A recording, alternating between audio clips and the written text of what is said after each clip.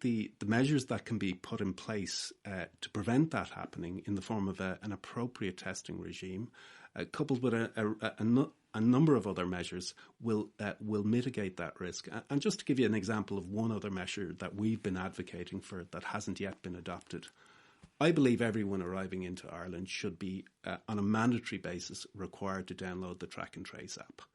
Currently, we have to fill out the electronic passenger locator form, and that, almost manually says where we will be for a period of 14 days after arrival.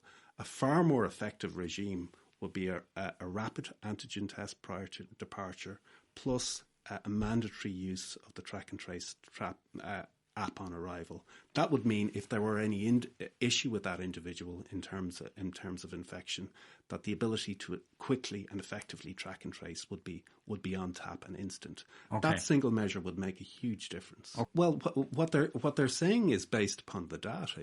They're saying that the risk associated with international travel is minimal. The level of cases caused by it currently is minimal, and that's why they are also, however, advocating testing regimes to support that. So they're not advocating the abandonment of any restriction.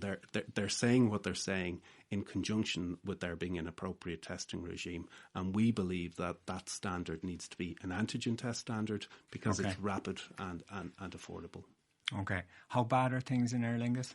Things have been very challenging in Aer Lingus over the last 10 months.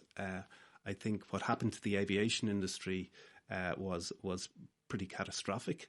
I'm very conscious that similar things have happened to other industries, tourism in particular. But from a travel perspective, we were probably one of the industries that was first to feel the effects of COVID-19, and will probably be one of the last industries to fully emerge from it.